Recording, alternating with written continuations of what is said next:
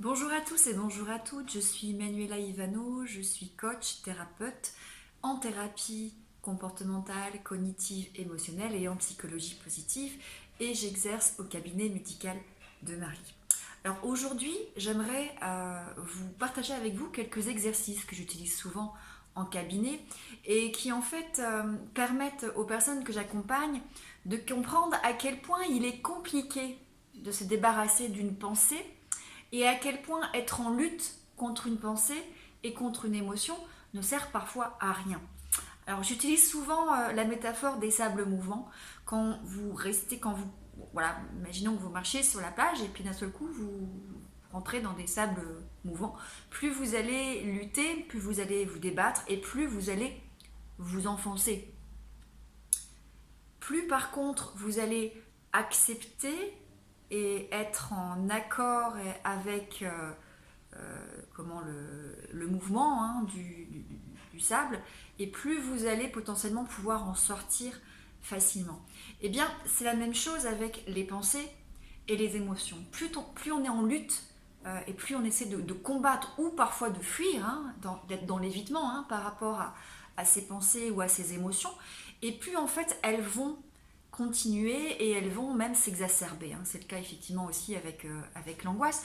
Donc en fait, on apprend tout simplement à reconnaître, à prendre conscience de ses pensées, de ses émotions, et de les accepter et de les laisser passer en utilisant certains outils. Alors voici quelques outils que j'utilise, en tout cas que j'utilise pour avoir une prise de conscience avec les personnes que j'accompagne. Premier exercice, alors en général c'est timé, il y a un chrono, donc ça dure à peu près une minute par exercice. J'ai un peu de mal à parler aujourd'hui, je trouve, un peu fatiguée. Excusez-moi. Donc, premier exercice, je demande pendant une minute de ne surtout pas penser à un ours blanc. Et donc, vous pouvez faire, bien évidemment, avec nous cet exercice pendant une minute. Essayez de ne surtout pas penser à un ours blanc. Alors, vous pouvez mettre la vidéo en pause et peut-être faire l'exercice et revenir avec nous, en tout cas avec moi, dès que vous avez fait l'exercice. Alors, que s'est-il passé ? Que s'est-il passé ? Est-ce que vous avez réussi ou pas à ne pas penser à un ours blanc ? Alors, en général, la plupart des gens me disent oui, j'ai réussi, mais en fait, ça revenait quoi. La pensée, elle revenait. J'ai arrivé pendant quelques temps à pas y penser, puis pouf, ça revenait. C'est tout à fait ce qui se passe avec nos pensées.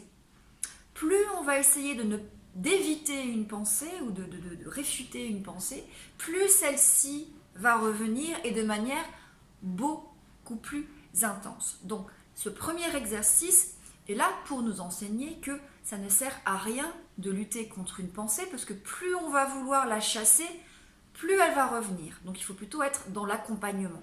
D'accord ? Deuxième exercice, je demande à la personne pendant une minute de se concentrer sur l'intérieur de son corps. D'accord ? Toutes les sensations. Alors, parfois, chez certaines personnes anxieuses, notamment les personnes qui font des attaques de panique, c'est un peu dérangeant parce que les personnes qui font des attaques de panique sont en hyper-vigilance, hyper concentrées, focalisées sur les sensations corporelles. Néanmoins, on fait l'exercice. Donc, pendant une minute, vous pouvez faire l'exercice à la maison. Soyez concentrés sur toutes les sensations, donc l'intérieur de vous, uniquement l'intérieur de vous. Peut-être la petite sensation dans la gorge, le bruit de la respiration, peut-être les petits bruits du ventre, complètement concentré. Voilà, je vous laisse faire pendant une minute. Alors, qu'est-ce qui se passe ? En général, les gens, alors effectivement, me disent, soit me disent c'est plutôt agréable, parce qu'en fait, je me suis concentrée sur mon corps, soit plutôt c'est désagréable, et en l'occurrence, c'est plutôt les personnes anxieuses qui ont peur de leurs sensations corporelles. Et donc là, je leur demande, est-ce que vous avez pensé à quelque chose ? Généralement, la personne me dit, non, c'est vrai, j'étais focalisée sur mon corps et j'ai pas pensé. Voilà. Donc, qu'est-ce qu'on peut tirer comme apprentissage de cet exercice ? C'est que quand on est focalisé peut-être sur une partie du corps, eh bien, l'esprit n'est pas captivé, en tout cas, ne pense pas. Ce qui pourrait arriver.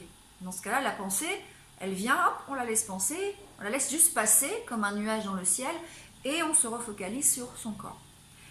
Deuxième exercice, je demande cette fois, en général je fais tirer une carte au cabinet, une carte, la carte du choix, de la personne que j'accompagne, hein, plutôt une jolie carte, agréable, en tout cas qui évoque quelque chose. Et je demande pendant 1 minute à la personne de se concentrer complètement sur cette carte. Les détails, les couleurs, les formes, voilà, être complètement concentré sur les petits détails de cette carte. Ceci pendant 1 minute. Et puis au bout d'1 minute, à nouveau, on débriefe ensemble et je demande à la personne, voilà, est-ce que c'était agréable, est-ce que c'était désagréable? Elle me dit oui, c'était plutôt agréable. Est-ce que vous avez pensé? Non, je n'ai pas pensé. En fait, j'étais vraiment concentrée sur les petits détails de la carte. D'accord? Dernier exercice, je demande à la personne pendant 1 minute d'être concentrée complètement sur l'extérieur, donc sur l'environnement. Tout à l'heure, on était concentré sur l'intérieur, hein, ce qui est à l'intérieur de nous. Là, c'est ce qui est à l'extérieur de nous. Donc, ce que je vois, ce que j'entends, ce que je sens, hein, éventuellement des odeurs, le goût, et puis ce que je ressens peut-être, voilà, le contact de la matière, de mes jambes sur le fauteuil ou de mes pieds sur le sol. Et voilà, je leur dis, voilà, vous essayez de repérer 5 objets, repérer les bruits, peut-être le bruit des voitures, des oiseaux, voilà, pendant 1 minute. Et puis, au bout d'1 minute, effectivement, à nouveau, on débrief, je demande à la personne, qu'est-ce que vous avez là expérimenté? Est-ce que c'était agréable, désagréable? Les personnes me disent oui, en tout cas, c'était pas désagréable, hein, la plupart du temps. Est-ce que vous avez pensé? Non, j'ai pas pensé. Ou alors ça peut être oui, effectivement, j'ai eu une pensée qui est arrivée, mais je me suis tout de suite refocalisée soit sur l'objet, soit sur un son, soit sur une sensation corporelle. Eh bien, ces outils sont en fait des grands enseignements que j'utilise avec les personnes que j'accompagne, d'une part pour comprendre que c'est inutile de chasser une pensée puisqu'elle va revenir. Donc effectivement, il faut accepter que les pensées arrivent et juste les accompagner, les laisser passer.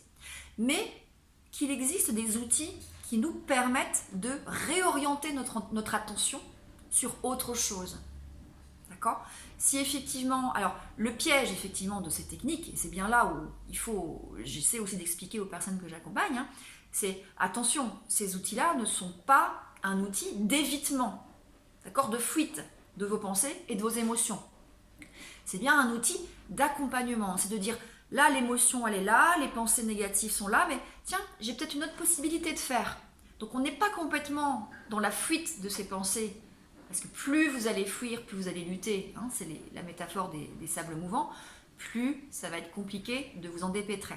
D'accord? Par contre, si vous vous dites, tiens, oui là j'ai cette sensation, j'ai cette pensée, c'est désagréable, mais je vais peut-être tenter, voilà, de les accompagner et de me concentrer sur vraiment mon environnement, hein, ce que je vois, ce que j'entends, ce que je sens, les couleurs, les matières, les formes, eh bien vous allez arriver à une certaine forme de plénitude parce que quelque part, vous dérivez l'attention.